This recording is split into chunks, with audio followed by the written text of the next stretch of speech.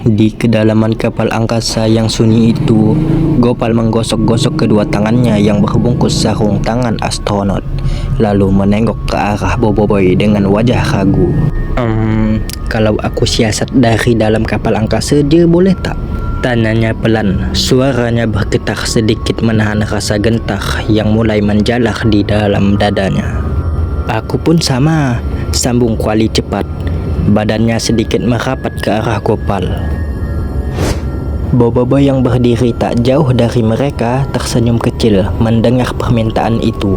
Ada sesuatu yang menenangkan dari senyumannya, walau keadaan sekitar mereka begitu mencekam. Boleh, jawabnya santai. Tapi korang kena cari jalan balik ke kapal angkasa sendiri ya. Kita orang berdua nak terus ke bilik kawalan. Mendengar jawaban itu, Gopal dan Kuali saling berpandangan. Mata mereka tertuju pada lorong gelap di hadapan. Lorong panjang yang seakan tak berujung, menuju ke arah kapal angkasa yang terletak jauh di ujung sana. Bayang-bayang aneh bergerak di dinding logam yang berkarat, dan suasana dengungan mesin yang nyaris mati menambah seram suasana. Namun di tengah ketakutan itu, hati Gopal tergerak. Ia menarik napas dalam, lalu berjalan memimpin jalan yang paling depan. Mungkin ada orang yang perlukan bantuan kita di dalam. Jom Kuali, jom, balas Kuali. Walau suaranya masih sedikit menggigil, langkahnya mengikuti Gopal memasuki kegelapan itu. Sementara itu, di tempat lain, Ochobot melayang sendirian, terjebak dalam ruangan sempit yang penuh kabel terputus dengan cahaya yang berkelip-kelip lemah. Ia mendesah panjang. Hai, kenapalah aku tersekat dengan diorang ni, menggerutu pada dirinya sendiri. Tiba-tiba di tengah kesunyian itu telinga menangkap sesuatu. Sebuah suara lemah merintih seperti seorang atau sesuatu yang sedang menderita kesakitan. Tolong. Ochobot terdiam, mencoba memusatkan pendengarannya. Suara itu datang dari arah lorong sempit. Suara seekor robot pekerja yang merintih meminta tolong dengan nada yang menyayat hati. Tapi belum sempat Ochobot bergerak mendekat, terdengar bunyi gelinciran, diikuti teriakan panjang. Robot pekerja itu rupanya tergelincir dan terjatuh ke dalam kegelapan di bawah. Ochobot terperanjat, melihat cepat ke arah suara itu. Tapi apa yang dilihatnya hanya kekosongan. Tidak ada siapa-siapa di sana. Hanya sebuah topi kecil yang tertinggal di ruangan itu. Bukti satu-satunya bahwa sesuatu atau seseorang baru saja berada di tempat itu. Ochobot menatap topi itu lama. Dahinya berkedut bingung dan penasaran. Belum sempat ia mencari jawaban, suara Gopal memecah lamunan dari jauh.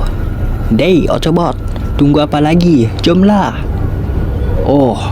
Oke, jawab Ochobot yang terburu-buru.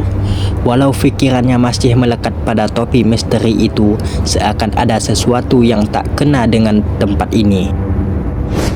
Mereka semua kemudian berkumpul kembali tempat ketika sebuah pintu besar terbuka dengan deritan logam yang nyaring. Di hadapan pintu itu berdiri Jogir, robot kecil yang setia menemani perjalanan mereka. "Kita dah tiba di bilik kawalan, Nubot," serunya bangga. Di dalam bilik kawalan yang gelap dan dipenuhi panel-panel rusak, Boboiboy segera memberikan arahan. "Ochobot, coba hidupkan semula bekalan tenaga tempat ni." Ochobot segera pergi ke arah panel utama. Jari-jari kecilnya bergerak cekap menekan tombol demi tombol, mencari sambungan yang masih berfungsi di antara rangkaian kabel yang sudah lama mati.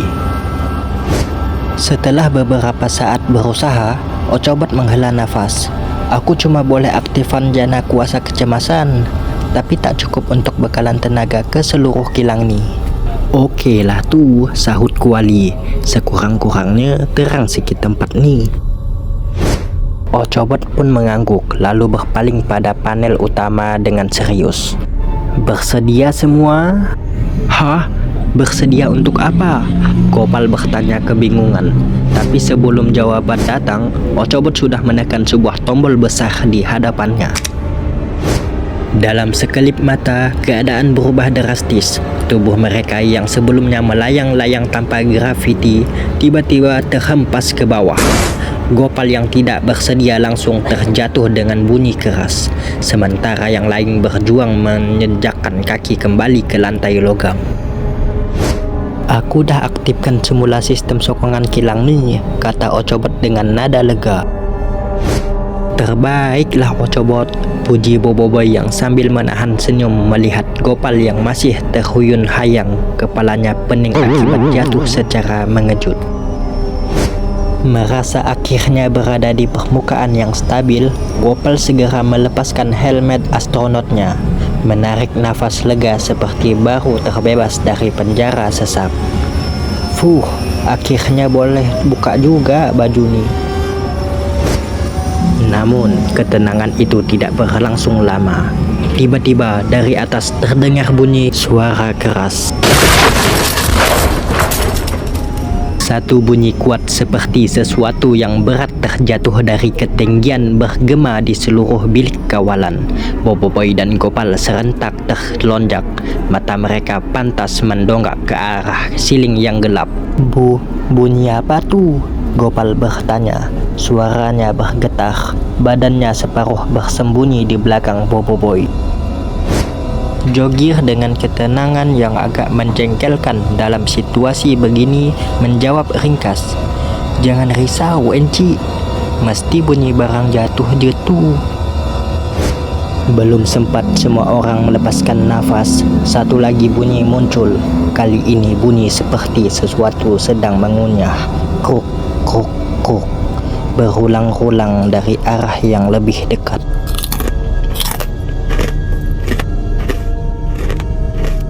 Yang tu pula bunyi apa? Gopal hampir menjerit, badannya menggigil. Gopal pun memberanikan diri menoleh ke kanan, dan disitulah dia mendapati sumber bunyi yang misteri itu. Kuali dengan santainya sedang mengunyah sebungkus keripik, seolah-olah tidak ada apa-apa yang berbahaya sedang berlaku di sekeliling mereka.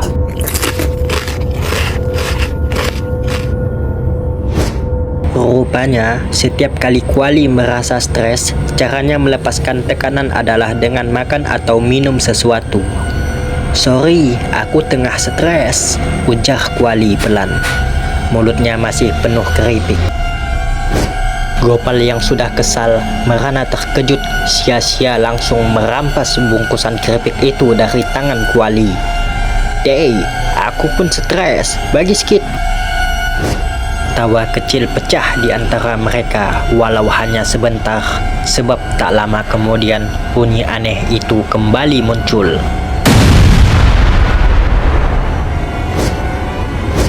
Kali ini lebih berat, lebih besar, seperti langkah sesuatu yang sangat besar sedang bergerak perlahan di atas mereka. Lantai bergetar halus setiap kali bunyi itu terdengar. Perlahan-lahan bunyi itu menghilang, tapi ada yang menggantikannya, jauh lebih mengerikan.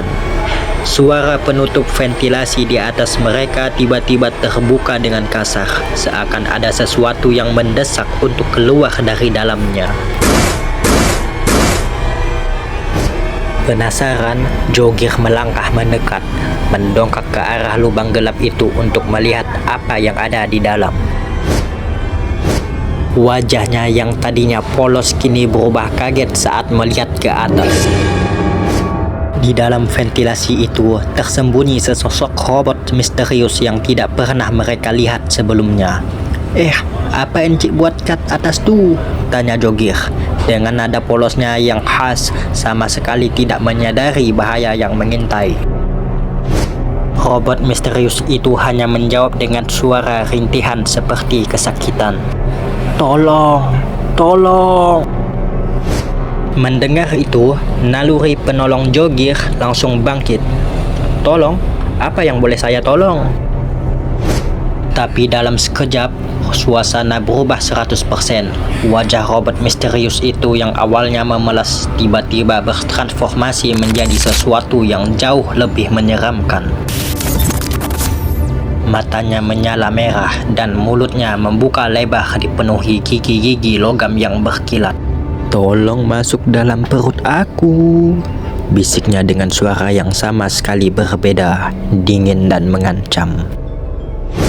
Sebelum siapapun bisa bereaksi, sebuah tangan logam menjulur cepat, melilit leher Jogir dengan kuat, lalu menariknya naik ke dalam ventilasi gelap itu dengan kekuatan yang luar biasa. Boboiboy, Gopal, dan Kuali yang menyaksikan kejadian itu hanya bisa berteriak sekuat tenaga. Suara mereka bergema memenuhi seluruh bilik kawalan yang sunyi. Kalau kalian suka dengan video ini, jangan lupa like, komen, dan subscribe. Pantengin terus video selanjutnya.